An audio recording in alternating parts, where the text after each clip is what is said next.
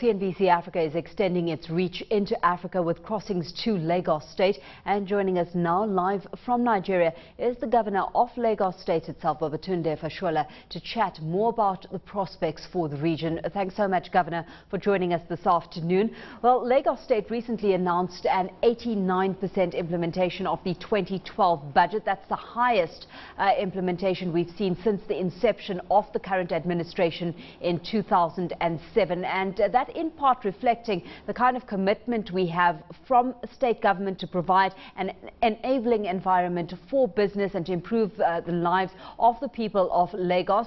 What do you deem to be the biggest achievement of 2012 so far?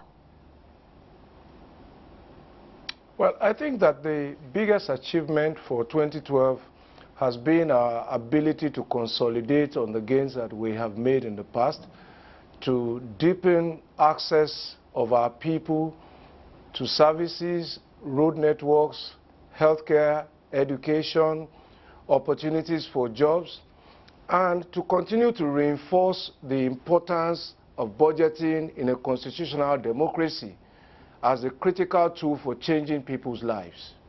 When it comes to that change, of course, focus is on power, agriculture, transportation and housing as well. These are seen as the key focus areas, and it's largely in line with the key priorities of the federal government as well. It seems obvious that collaboration is, of course, what's needed to get things going in on this front. To what extent is the state integrating its plans with those of federal government, Governor? Yeah, our decision to focus on power, agriculture, transportation and housing was in response to the feedback we were getting, the compelling needs to create jobs beyond banking and telecoms. And we thought that those sectors were not only interdependent, but they were independently enabling to create total growth in the economy. We are seeing growth projections in Africa, indeed in Nigeria, but they are not yet deep down percolating to our people. And we think that power will be a critical enabler. As you might be aware, there's a national power sector reform policy, and the underpinning thinking behind it to allow private sector to drive the provision of public utility like power is something we ally with. In spite of the challenges of implementation, our government is already positioning itself to enable that policy come to fruition, work with the successful bidders to deepen access to power. But at the moment, we have set up a Ministry of Energy and Mineral Resources in the state to develop an energy and power master plan for us. We're focusing on public lighting, street lighting. At this moment, we have completed 2 independent power plants, one to power provision of public water. Now we are able to produce about 210 million gallons of water per day, which is about 50% more of what we used to produce with suboptimal power. So, Governor, these are the strides that are being made. What are some of the challenges and the possible hurdles you face moving now forward into 2013? Well, the reason that we exist as a government is to deal with challenges, so they exist in their full measure. But I think the point to make first is that capacity building is critical. Knowledge, education, skilled engineers, skilled teachers to produce those engineers, and to develop the human capital that will deliver all of the services that will make life sustainable and living for our people are some of the challenges that we are dealing with. We're seeing gradual improvement in our school results, but there's still a lot more to do. There is a need for legislative reform, for example, in the area of transportation. We have enacted a new traffic law that focuses on safety of lives and properties on our roads. Gains have been made, for example, in healthcare, and we now see lives being lost in avoidable circumstances like traffic accidents. So there's a total reform there, looking at old legislation that do not serve any deterrent purpose anymore.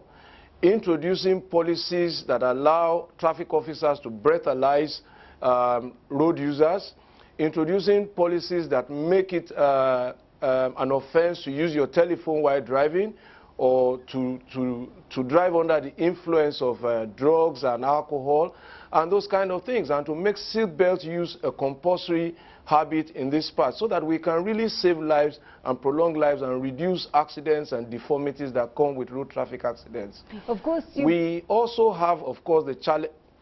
Continue. Yes, please. Well, we also, of course, have the challenge of funding. What we've seen is that there's a deficit of infrastructure that needs to be ramped up to meet the growing population of Lagos, and the funds are not coming in the sufficient quantity to meet the demands and the expectations that we have. As a result, apart from our aggressive tax generation policy, we have had to resort to public borrowing by issuance of bonds, and of course attempt to access multilateral funding like from agencies like the World Bank and the French Development Agency and the like. We've seen also that our budget performs as much as the revenue that we have. So it's no longer a function of a lack of capacity to implement, but rather the capacity to finance on a sustainable basis. Having said all of that, Governor, I mean, Lagos is already noted as the state with the, with the highest internally generated revenues in the country. And unlike most of the other states, it depends less on its share of Nigeria's oil revenue. So speak to us about that recent drive to improve tax collection specifically, so that you do have access to funding. Well, the hype about our generation of taxes does not take into consideration the responsibilities that we also have. On the population of over 21 million people that we have, we still have just about 3 million people of an anticipated taxable population of 8 million paying taxes. So there are still about 5 million people who are not within that tax net who should be. And when you look at the growth projections for the state, if you take a minimum of 3% only, you will see the challenges that we have to face. 21 million people growing at 3%, new babies being born, new marriages being celebrated, people buying property and building, and so the demand really outstrips the resource to cope with it at this point. Looking at driving revenue, broader than that, I mean, what can you tell us about the emergence of Lagos State as an oil-producing state? And speak to us a little bit, Governor, about the investment opportunities that are available in this regard. Well, I think that the prospects of Lagos as an oil-producing state remain positive. Large hydrocarbon deposits have been found offshore Lagos, but at the moment we are not benefiting from the derivative component of being an oil-producing state, because our oil is offshore, and there's a 200-meter isobar from the sea by which if your oil is onshore, like in the Delta region, you will benefit. But I think that is the future that lies ahead of us. But we continuously look to a life without oil, and a life where ultimately, if the proceeds of oil come, it can only add to, rather than add to our development instead of compounding our development. How do you make sure that it does, though? As I said, we have a ministry. We've seen before resources that do come from those revenues are possibly not being used to the best, or to the best that it could be. So how are you working to mitigate against some of that risk?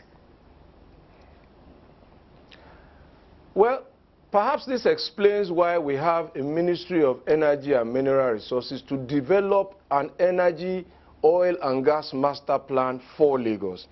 Secondly, as a team, we have seen globally the story of the benefits of extractive wealth, and how, if it is not invested wisely, becomes a burden rather than a benefit. And I have always likened it to an inheritance. If you inherit an estate and you do not manage it well, you do not invest it well, it is a road to a bad life. So, and there are very worthy of examples that we can emulate of how extractive resources have been invested to build other sectors, to build education, to build human capital, which is the most important resource, and also to build new sectors of an economy like tourism, agriculture, and so on and so forth. And I think that the roadmap to that is clear for the willing mind and the convinced mind. And our minds in Lagos are convinced that if there were such benefits in the future, they will go into the right places. And what we've done, of course, with much more hard-earned money, which is taxpayers' money, which is difficult to collect, shows that if we have easier money, which is what extractive money suggests that it can be, we would invest it wisely and sensibly. Broadly, Governor, your outlook moving into 2013?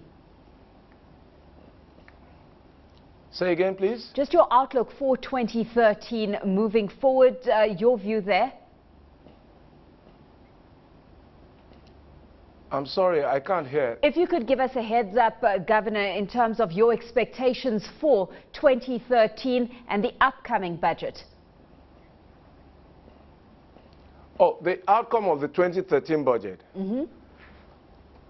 Well, if I hear you correctly, first of all, the threshold we set for ourselves for budget implementation is 90%. Last year we were at 89. For us, it is not a pass mark yet. And therefore, we have to drill down and work harder, and that process has already begun. Our team has gone on a retreat. We are on inspection of projects across the state to see what work needs to be done. So we're in contact with our responsibilities on a first-hand and real-life basis. And this will form the basis of our collective planning and implementation program down the line to hopefully achieve the 90% benchmark when we can beat our chest and say we met the goal.